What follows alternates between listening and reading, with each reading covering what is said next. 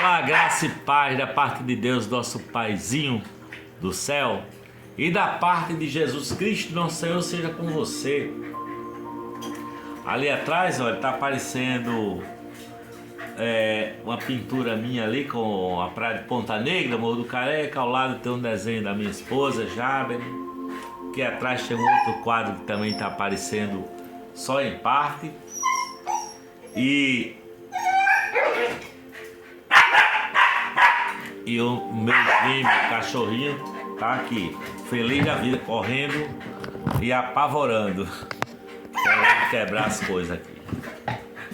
Bom, hoje eu quero ler, na verdade, com você aqui no Evangelho, no livro da carta de Paulo aos Romanos, o capítulo 7 e o capítulo 8, para meditarmos sobre as leis que regem a nossa humanidade, as leis que regem a vida humana. E espero que essa palavra chegue ao seu coração como uma boa reflexão, que você aprenda bastante, para que nós possamos seguir a lei do amor, a lei da paz, a lei da graça de Jesus. Capítulo 7 diz assim, olha, no final do capítulo 6 da carta de Paulo aos Romanos, ele fala que a graça de Deus nos livra do poder do pecado. O versículo 23 do capítulo 6, ele diz assim, olha, porque o salário do pecado é a morte, mas o dom gratuito de Deus é a vida eterna por Cristo Jesus nosso Senhor. Agora, a partir do capítulo 7, ele diz assim: não sabeis, vós irmãos, pois que fala os que sabem a lei, que a lei tem domínio sobre o homem por todo o tempo que vive?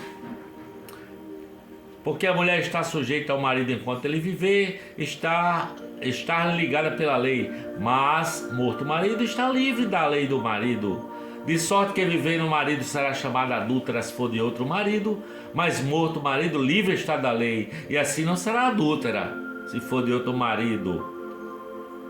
Assim, meus irmãos, também vós estáis mortos para a lei pelo corpo de Cristo,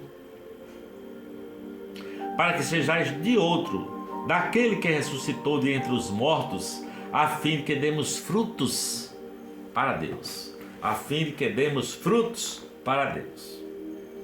Porque quando estávamos na carne, as paixões dos pecados, que são pela lei, operavam em nossos membros para darem frutos para a morte. Mas agora estamos livres da lei, pois morremos para aquilo em que estávamos retidos, para que sirvamos em novidade de espírito e não na velhice da letra. Que diremos, pois? É a lei pecado? De modo nenhum. Mas eu não conheci o pecado senão pela lei, porque eu não conheceria a concupiscência se a lei não dissesse, não cobiçarás. Mas o pecado, tomando ocasião pelo mandamento, despertou em mim toda a concupiscência, porquanto sem a lei estava morto o pecado. E eu em algum tempo vivia sem lei, mas vindo o mandamento reviveu o pecado e eu morri. E o mandamento que era para a vida achei que me era para a morte. Porque o pecado, tomando ocasião pelo mandamento, me enganou e por ele me matou. Assim, versículo 12, a lei é santa e o mandamento santo, justo e bom. Logo, tornou-se-me o bom em morte? De jeito nenhum, de modo nenhum.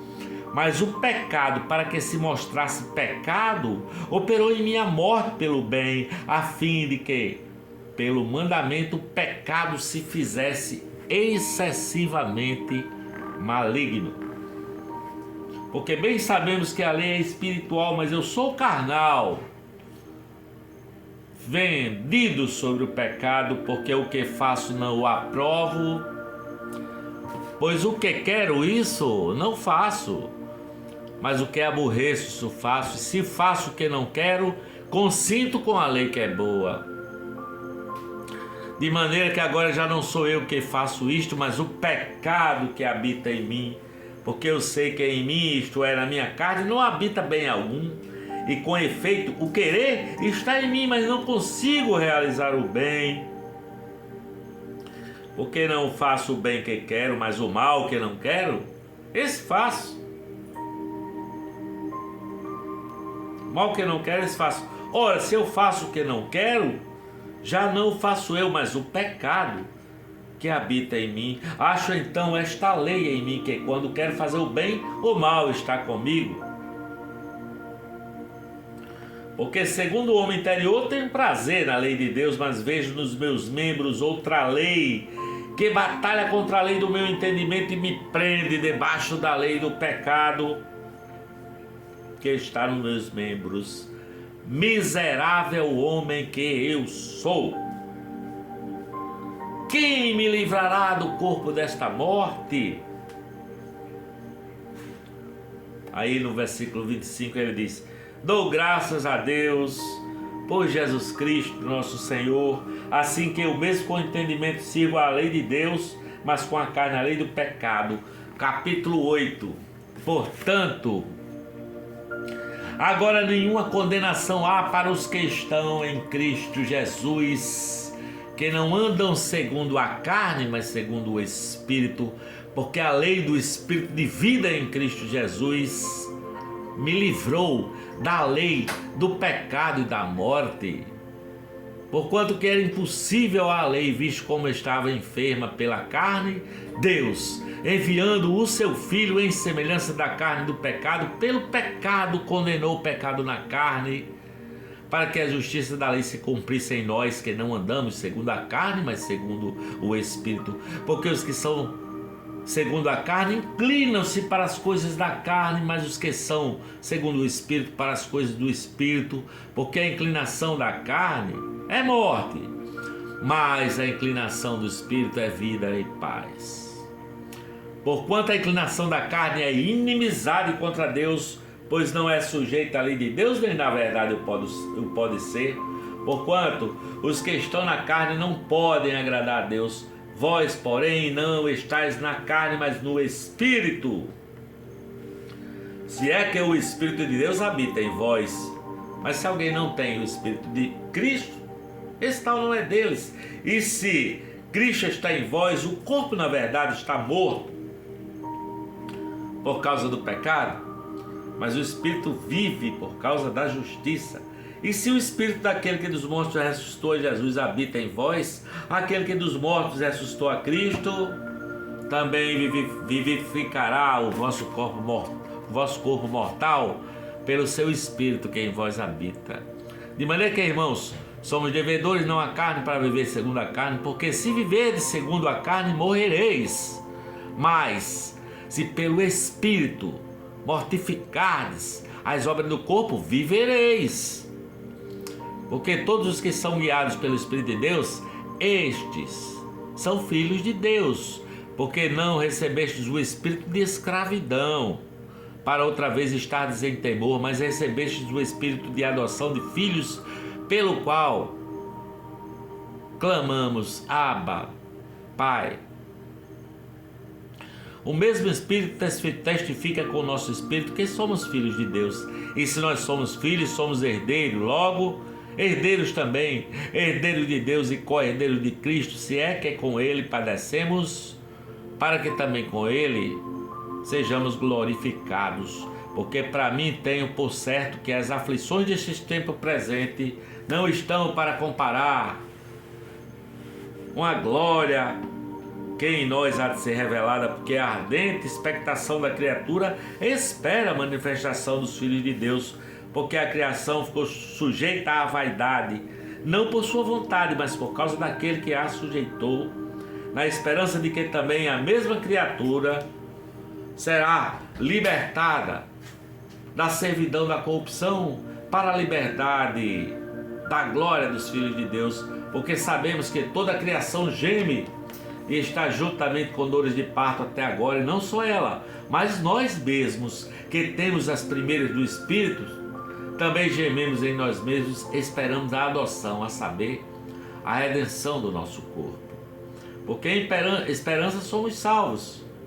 Ora, a esperança que se vê não é esperança, porque o que alguém vê, como o esperará? Mas se esperamos o que não vemos, com paciência o esperamos, e da mesma maneira também o Espírito ajuda as nossas fraquezas, porque não sabemos o que havemos de pedir como convém, mas o mesmo Espírito intercede por nós com gemidos inexprimíveis. E aquele que examina os corações sabe qual é a intenção do Espírito, e é Ele que, segundo Deus, intercede pelos santos. E sabemos que todas as coisas contribuem juntamente para o bem daqueles que amam a Deus, daqueles que são chamados por seu decreto. Porque os que de antes conheceu também os predestinou para serem conformes à imagem de seu Filho, a fim de que ele seja o primogênito entre muitos irmãos. E aos que predestinou, a estes também chamou, e aos que chamou, a estes também justificou, e aos que justificou, a estes também glorificou. Que diremos, pois, a estas coisas? Se Deus é por nós, quem será contra nós?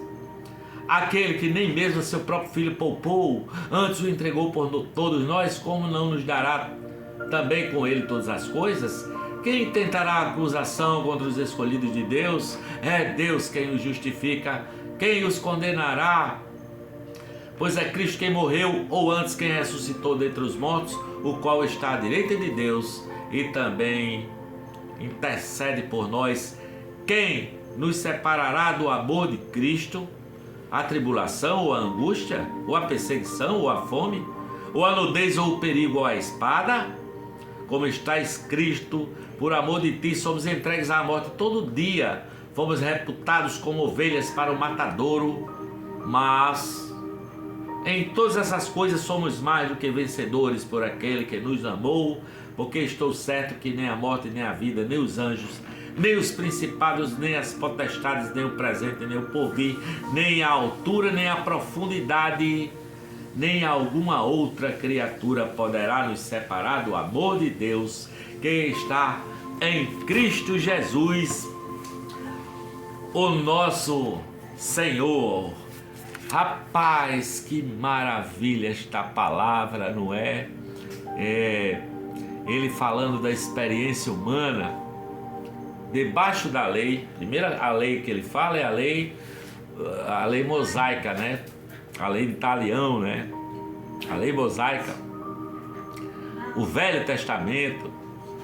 E você veja que ele está falando e ele dá graças a Deus porque ele nos deu a lei da graça para não permanecermos na lei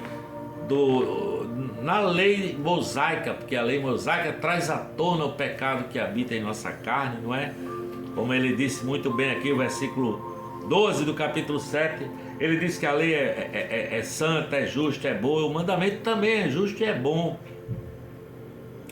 No versículo 14, ele diz, sabemos que a lei é espiritual, sabe?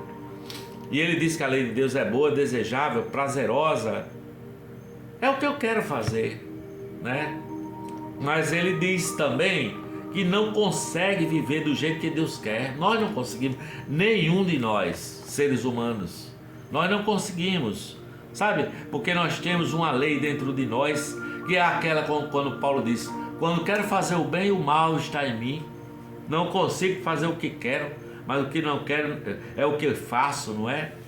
Então ele está dizendo que tem uma outra lei ativando dentro dele, dentro do meu corpo, dentro do seu corpo. Tem essa lei que ativa dentro de nós, né? E nos torna prisioneiros à lei do pecado que nos mata. É o que ele diz, exatamente isso. O versículo 24 ele chega a dizer, miserável homem que eu sou, miserável homem que eu sou, quem me livrará do corpo e desta morte, não é? Ele diz exatamente assim, Mas logo no capítulo 8, versículo 1, ele diz: portanto, agora nenhuma condenação há para os que estão em Cristo Jesus, que não andam segundo a carne, mas segundo o Espírito, porque a lei do Espírito de vida em Cristo Jesus me livrou da lei do pecado e da morte. Sabe? Versículo 7 do capítulo 8, ele fala que a mentalidade da carne é inimiga de Deus, porque não se submete à lei de Deus, não consegue, não é? Quem vive na carne não consegue se submeter à lei de Deus, é impossível. No versículo 17 ele fala do pecado que habita em mim, o pecado que habita em você, o pecado que habita em nós, não é? Existe a lei de Deus, existe a lei do pecado que há em nós, e existe a lei da graça de Deus, que faz com que ele repetir no versículo 1 do capítulo 8, agora nenhuma condenação há para os que estão em Cristo Jesus, que não andam segundo a carne, mas segundo o Espírito, porque a lei do Espírito de vida nos libertou da lei do pecado e da morte.